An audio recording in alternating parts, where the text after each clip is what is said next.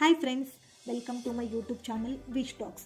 ఈరోజు నేను మీ అందరికీ ఉపయోగపడే ఒక మంచి యూజ్ఫుల్ వీడియోతో మీ ముందుకు వచ్చాను. మన వీడియో కంటెంట్ వచ్చేసి మనకు రీసెంట్లీ ఈపీఎఫ్ అయితే ఒక న్యూ ఆప్షన్ని తీసుకొని వచ్చింది అండి. అదే డీలింక్. ఈ డీలింక్ అనేది మనం ఎలాగ చేసుకోవాలో స్టెప్ బై స్టెప్ ప్రొసీజర్ ఈ వీడియోలో ఎక్స్ప్లెయిన్ చేస్తాను. ఎక్కడే కానీ మిస్ చేయకుండా వీడియో మొత్తం కంప్లీట్గా చూడండి. ప్రెజెంట్ ఈ డీలింక్ అనేది అయితే మనకు టెస్టింగ్ స్టేజ్లోనే ఉంది. ఇంకా దీనిని ఇంప్లిమెంట్ అయితే చేయాలి. ఓటీపీ ఇష్యూ అయితే నడుస్తూ ఉంది ప్రెజెంట్. ఒకవేళ ఎనేబుల్ అయిన వాళ్ళు అయితే ఆల్రెడీ ఈ డీలింక్ అనే ఆప్షన్ కొంతమందికి అయితే ఎనేబుల్ అయ్యింది అండి. ఎనేబుల్ అవ్వని వాళ్ళు అయితే ఏమి టెన్షన్ పడకండి, ఖచ్చితంగా ఎనేబుల్ అయితే అవుతుంది. ఇంకా కొంతమందికి మీకు డౌట్ ఉండొచ్చు, ఈ డీలింక్ అనే ఆప్షన్ ఎన్ని డేస్ ఉంటుంది అనేసి. బట్ ఒక ఆప్షన్ని మనకు ఈపీఎఫ్ తీసుకొని వచ్చింది అంటే అది ఖచ్చితంగా లైఫ్ లాంగ్ అయితే ఉంటుంది.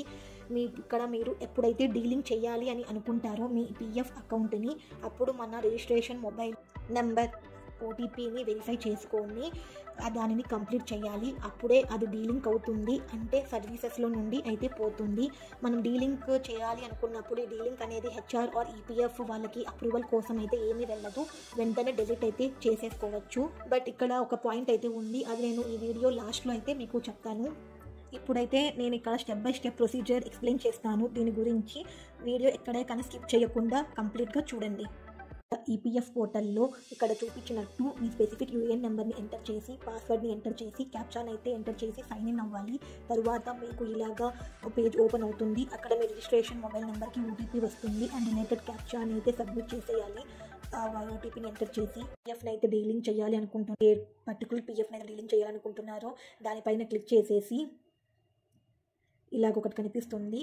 నెక్స్ట్ ఓకే అని ప్రెస్ చేసేసి ఇక్కడ మీ స్పెసిఫిక్ రీజన్ అయితే సెలెక్ట్ చేసేసుకోవాలి. తర్వాత కింద కనిపిస్తున్న 2 చెక్ బాక్సెస్ పైన క్లిక్ చేసేసి గెట్ ఓటీపీ అనే దానిపైన ప్రెస్ చేసేయాలి.